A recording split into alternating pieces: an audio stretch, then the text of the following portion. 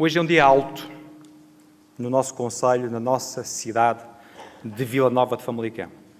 O 29º aniversário que hoje comemoramos, a data que evocamos ou assinalamos, o dia em que os órgãos do Estado reconheceram a grandiosidade do nosso concelho, é motivo para que nos encontremos, para que rejubilemos, mas também para que sejamos gratos e possamos reconhecer.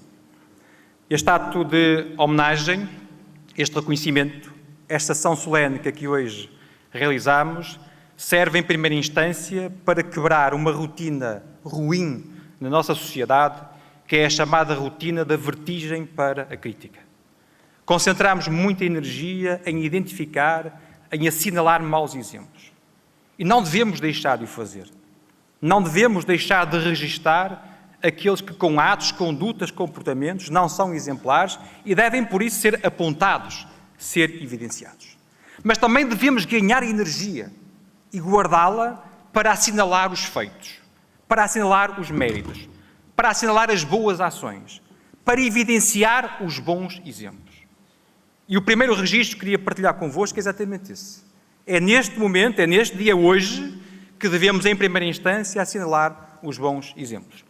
Aqueles que na cultura, no desporto, como de méritos, ao serviço de instituições em muitos setores, de apoio aos jovens, como ao guidismo, como ao escotismo, como muitas outras entidades e instituições que têm ao longo do tempo passado sido exemplares no nosso cotidiano e no nosso concelho.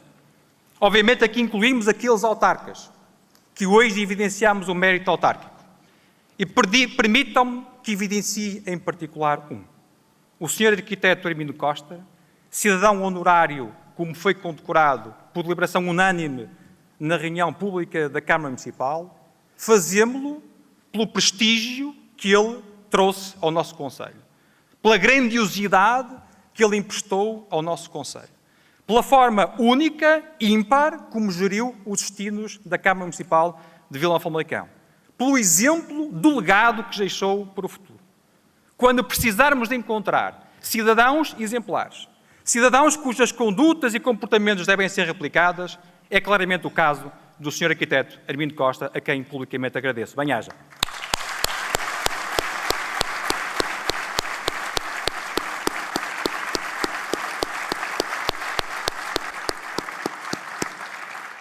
Mas hoje é também dia para, evocando a história, registando os factos e as memórias, mas para traçar metas, para definir objetivos, para iniciar percursos. Há desafios que nós devemos continuar a abraçar. O primeiro, desde logo, o desafio do desenvolvimento económico.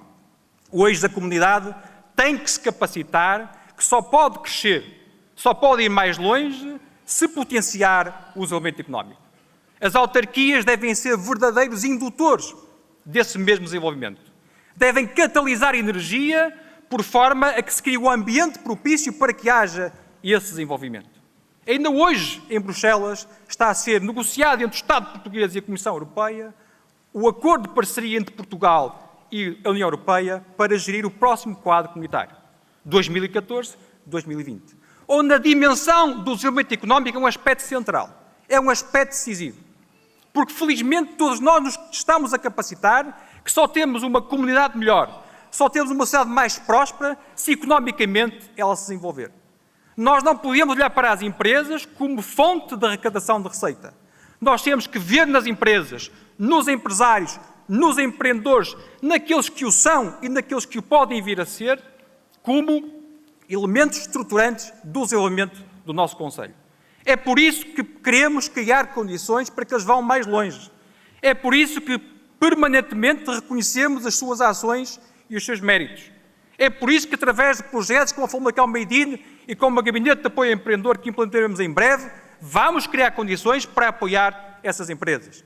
Porque é dessa forma que nós aumentamos a empregabilidade. É dessa forma que nós aumentamos a produtividade. É dessa forma que nós nos tornamos ainda mais notados do ponto de vista da capacidade de exportação. É dessa forma que nós continuamos a ajudar o nosso país a sair da situação difícil em que se encontra.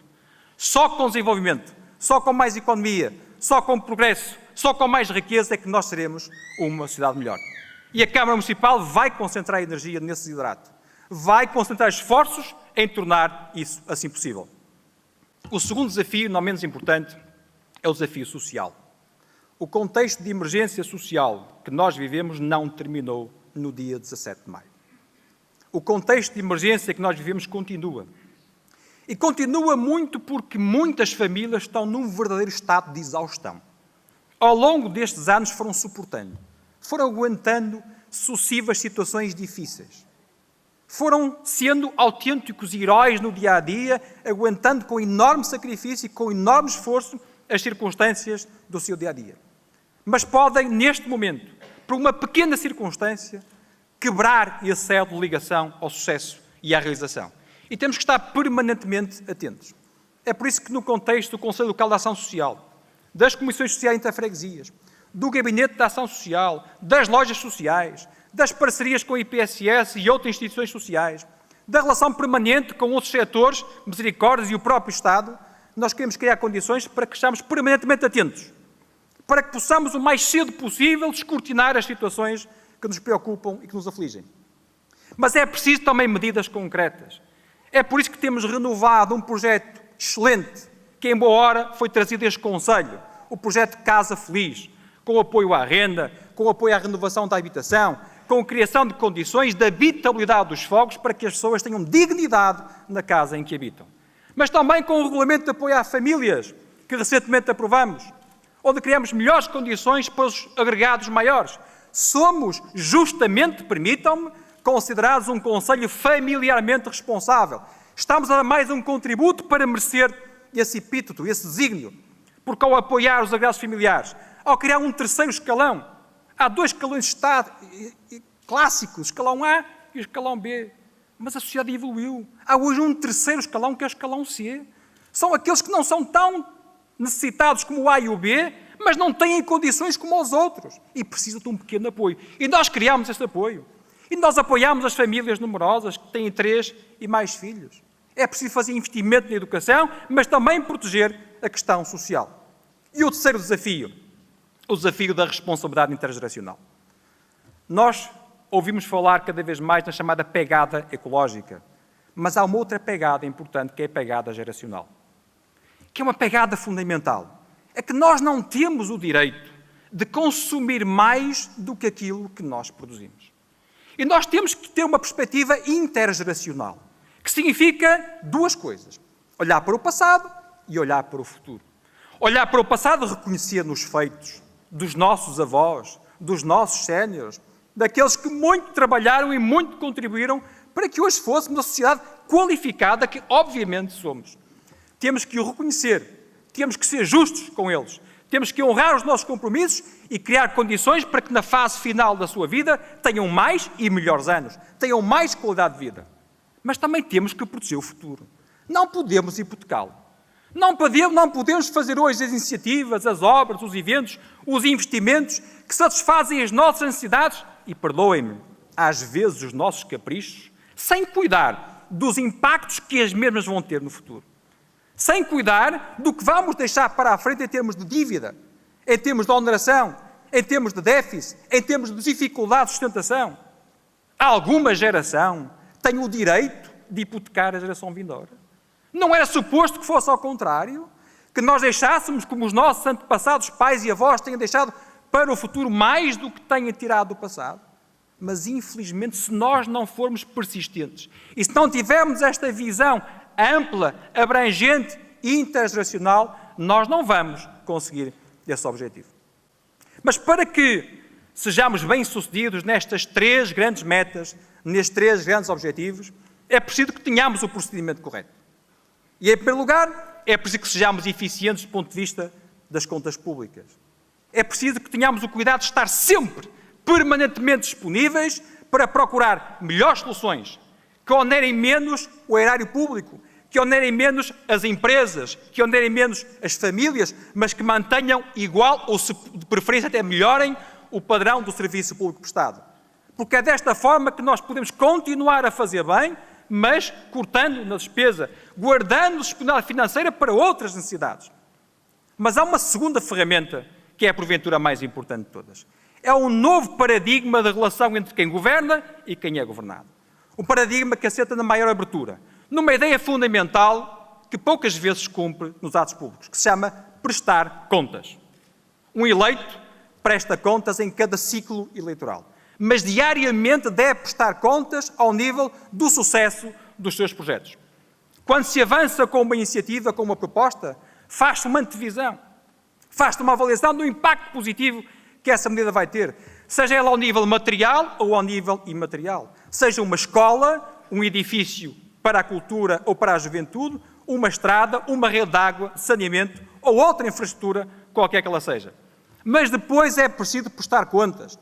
É preciso demonstrar que aquela que era a expectativa criada foi consumada. E isto não tem que acontecer de 4 em 4 anos. Temos que o fazer permanentemente para que os nossos concidadãos percebam o mérito da nossa ação, percebam a justeza das nossas decisões. E, por último, é preciso mais participação. É preciso mais envolvimento da comunidade. Nós temos no terreno um conjunto de ações de aproximação aos cidadãos, de aproximação às associações, de aproximação aos autarcas de freguesia. E com estes objetivos nós queremos estar ao lado de todos.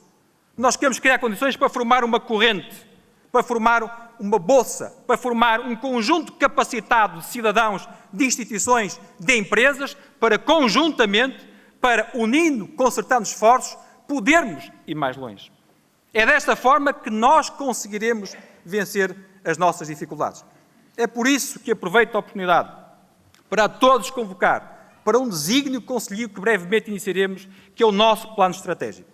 Um plano estratégico que queremos que seja uma bitola que guie as medidas de crescimento, as medidas a implementar no futuro do nosso Conselho. Que seja um modelo que possa também gerir aquelas que serão as oportunidades em termos de quadro comunitário. Mas que, acima de tudo, seja uma matriz, seja um objetivo fixado no horizonte, onde é fundamental podermos contar com o contributo de todos. Assim desejo. Muito obrigado.